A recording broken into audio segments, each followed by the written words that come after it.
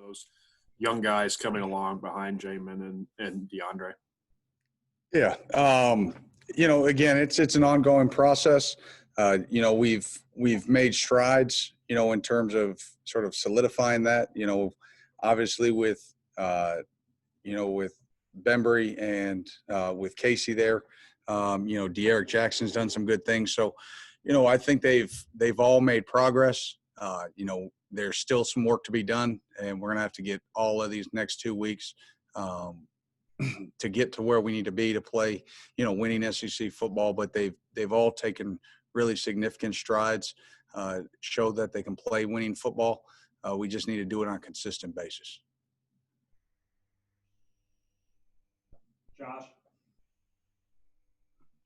Hey, Brad, earlier on, like kind of around when we first kind of got to talk to you for the first time, you talked about how for D-Rob, it was a good thing to have so many guys in the secondary just to bring him along. How is he coming along? Is he kind of where, maybe if you a percentage or, just how does he feel out there?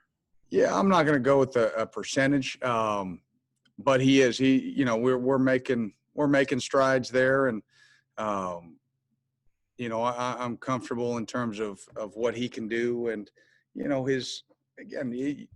a lot of it's just that live action piece, and we're gonna have he's played and won a lot in SEC football, so we're confident that when the ball snapped and we're ready to roll, that he'll be ready to roll. So not too concerned there. Larry.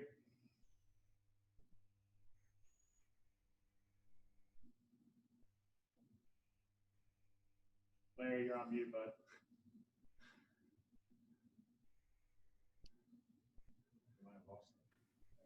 Sorry about that, hitting the wrong unmute. So a little bit about Josh and how he's kind of progressed over not just the last couple months, but maybe over the last year or so, what you've seen the most out of him that you really like.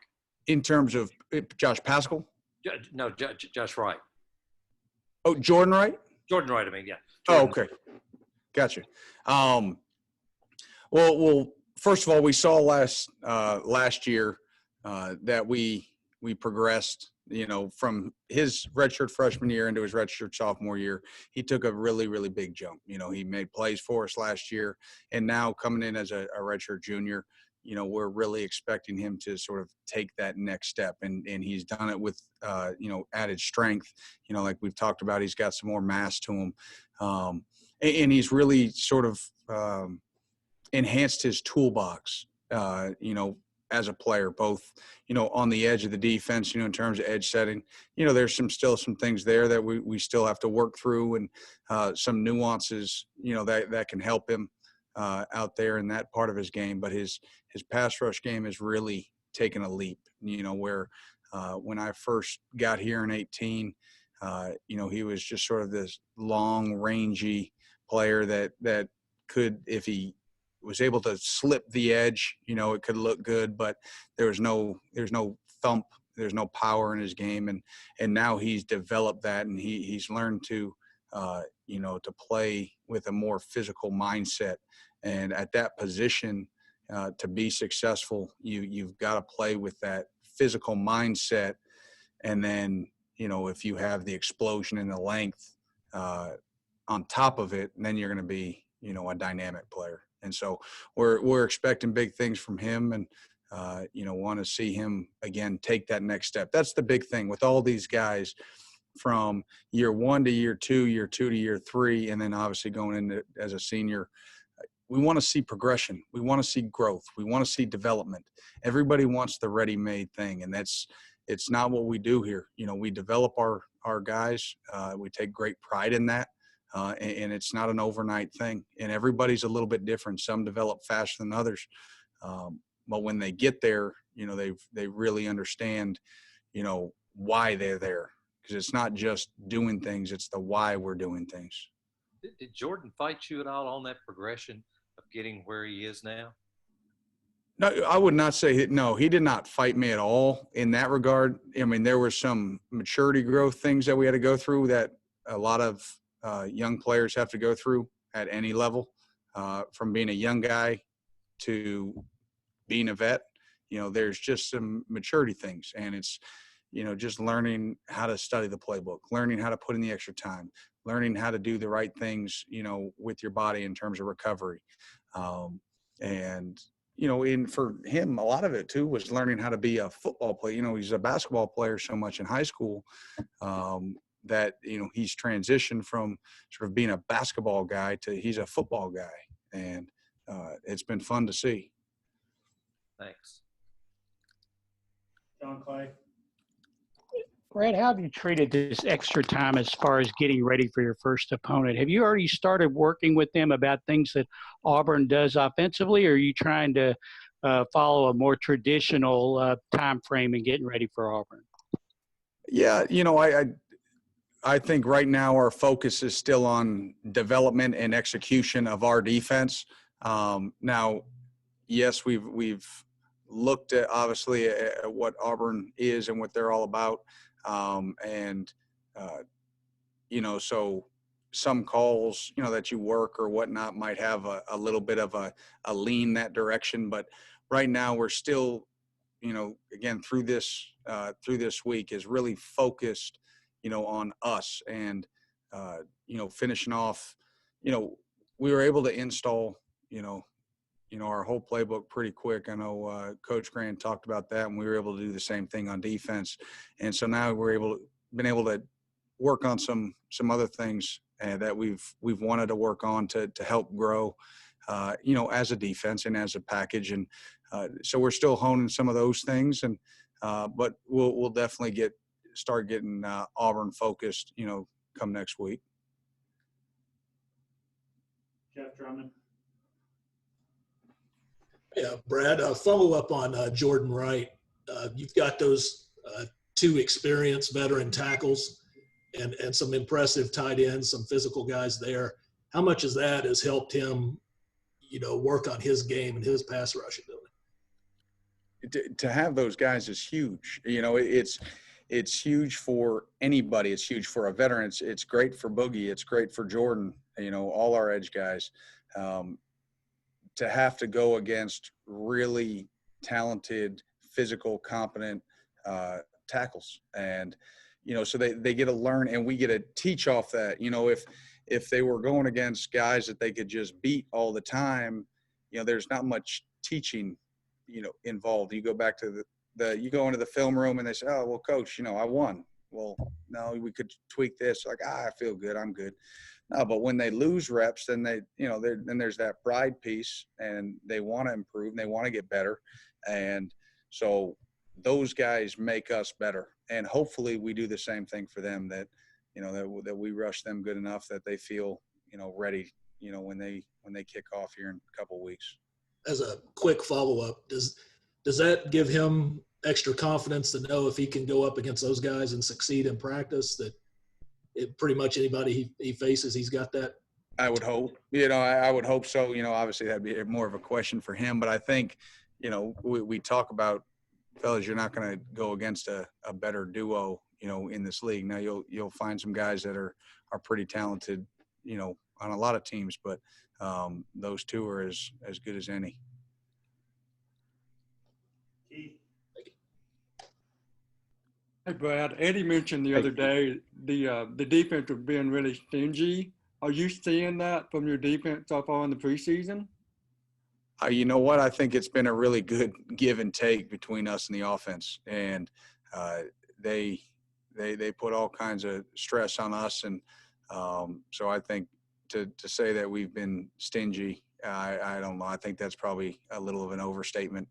I think we've had some really good heavyweight battles out there, and it goes back to the last question. It just makes us better, and it forces us to have to show up every day and compete. And our guys know if they don't show up, they're going to get beat, and that's what the SEC is. I mean, you could play a great game one week and come back the next week and get smoked. So it's about consistency of effort, of focus, and intentionality, in terms of what you're doing, what you're trying to get done in an execution standpoint. So no, I would say, we've had some days where we've probably played better than others, and but trust me, there's been plenty of nights where took a shower and was like, oof, what was that out there? So. John Hale. Brad, obviously Yusuf Corker had a huge season last year, but what's the next step for him? What are you guys kind of pushing for him to do to make, another leap ahead? Yeah, Yusuf had a good year, and by all standards. But what we're looking for, and we're expecting from Yusuf is, if you were good, we want great, we want exceptional, we want elite level play. And so there's a consistency of technique, in terms of eye discipline. There was a couple of games. He was obviously a really solid tackler for us last year, but there's a couple of games, Arkansas comes to mind that he didn't have his best tackling game early. And it's just that consistency piece that he shows up and is a difference maker for us. We need him to be a difference maker on defense. The one pick in Vandy was nice, but we need to get our hands on more balls. We've talked about that defensively, in the back end, as well as, we played at times back there, we need to take the ball away. And so we expect, for him to have a little bit more feel back there and try to have some more ball production. All right. I see Josh is the only one who still has his hand up, so we'll go with that. If anybody else has more questions, I'll put that up real quick and we'll go from there.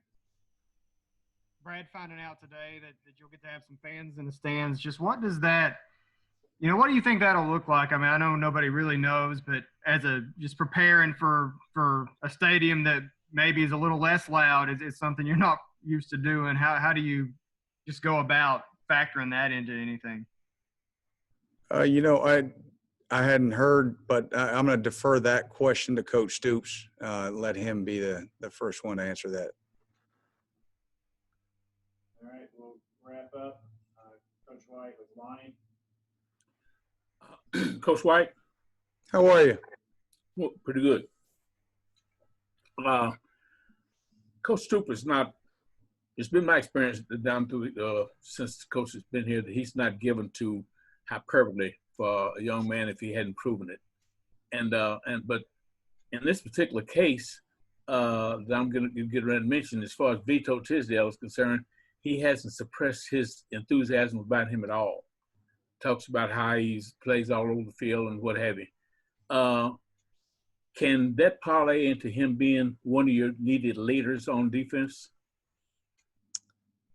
You know what? I think, especially down the road, I think he's got some of those qualities that attract people.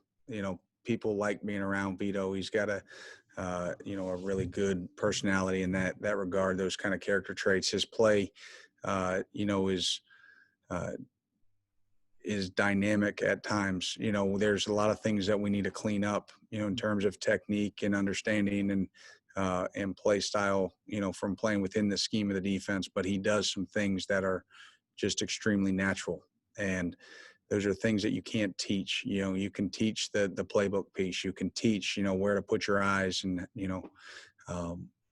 but he's got a knack, for being around the football. And he's a guy that you can see down the line could absolutely be one of our leaders. I think right now his focus, and it's right where we want it to be, his focus is on finding his place on this defense this year. We've been blessed with a lot of great leadership on our team. Oh, lost some lights in here. And Sensor lights. that's Sorry it. about that. And see if we can get it on. No. There we go. But I'm sorry, where was it? Oh yeah, but from a leadership standpoint, we're not going to put that on his plate. We've got guys that have been in this system that can really rally around and have done a great job of actually taking Vito under their wings. So our focus is finding a way to harness his ability and have him help, get us where we want to be as a defense this year. as far as he played in the Army All-American game, and did you all foresee him having those types of qualities before he got here? I mean, I know you knew he was good, but did you see that in him?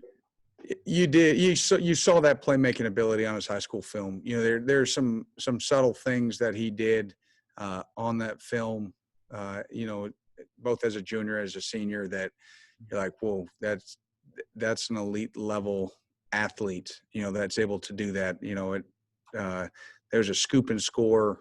I think after a block punt that he had that, you know, most guys would fumble around, and the way he just picked it up is, when you're around this game, as long as you know, a lot of us are as coaches, that there's a rarity, you know, and there was a smoothness to that you knew that was different. Thank you. All right, everybody, we'll get the players up here for you in just a minute. Thanks.